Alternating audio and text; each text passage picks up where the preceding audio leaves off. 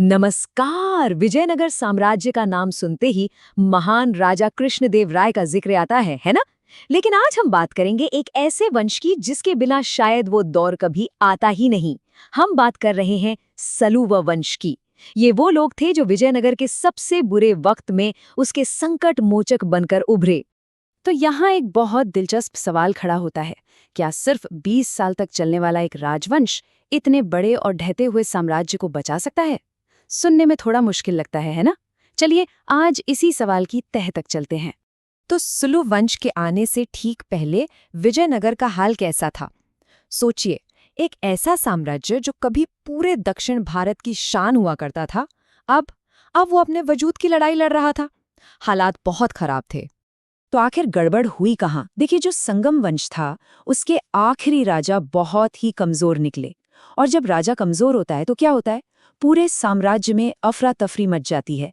हर तरफ अराजकता।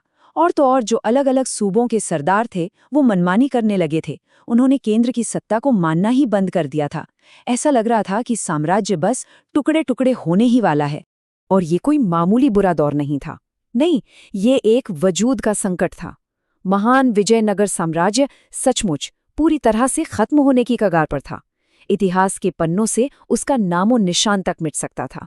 लेकिन कहते हैं ना, जब अंधेरा सबसे घना होता है तभी सुबह होती है। और इसी अंधेरे के बीच एक उम्मीद की किरण चमकी। नाम था सलूव नरसिंह। और कमाल की बात यह है कि वो कोई पैदाइशी राजा या राजकुमार नहीं थे। वो तो इस मुश्किल का हल बनकर सामने आए।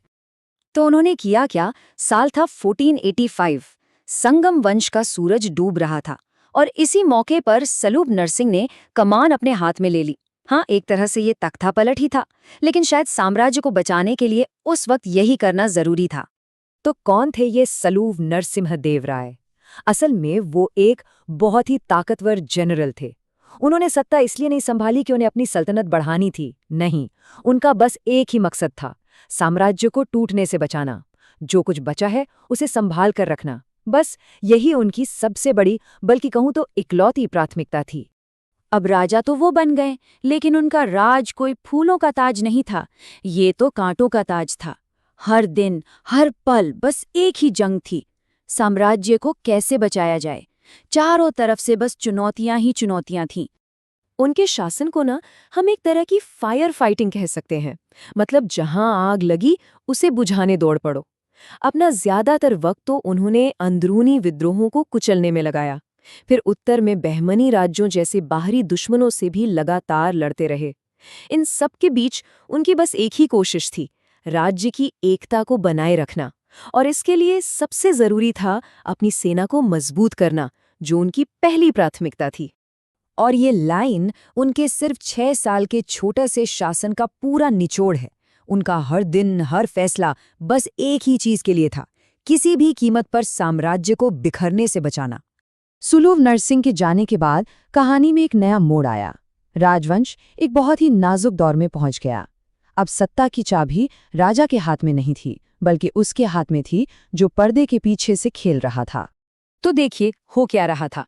गद्दी पर तो बैठे थे नौजवान नरसिंह राय द्वितीय, लेकिन असली पावर किसके पास थी? उनके गार्जियन और सेनापति तुलुव नरसा नायक के पास। तो मतलब एक था राजा सिर्फ नाम का, और दूसरा था असली पावर सेंटर। और फिर जो होना था वही हुआ। 1505 आते आते उसी पावरफुल जनरल यानी नरसा नायक के बेटे वीर नरसिंह राय ने ऑफिशियली सत्ता अपने हाथ में ले ली। और बस यहीं पर सलूव वंश का चैप्टर खत्म होता है और विजयनगर के इतिहास में एक नए महान वंश, तुलुव वंश की शुरुआत होती है। तो अब सवाल ये उठता है कि क्या सलूव वंश को एक फेलियर माना जाए? आखिर चला तो सिर्फ 20 साल ही। लेकिन जवाब है बिल्कुल नहीं।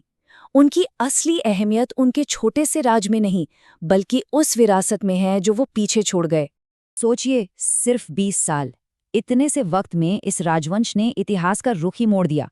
उनका असर उनके राज से कहीं ज्यादा बड़ा और गहरा था। उन्होंने किया क्या? पहला, उन्होंने साम्राज्य को टूटने से बचाया। दूसरा, उन्होंने एकता बनाए रखी। और तीसरा, और शायद सबसे जरूरी, उन्होंने तुलुव नरसा नायक जैसे काबिल और ताकतवर जनरलों को आगे बढ़ाया। और इसी तरह उन्होंने आने वाले कृष्णदेव राय के गोल्डन एज के लिए एक मजबूत नींव तैयार कर दी।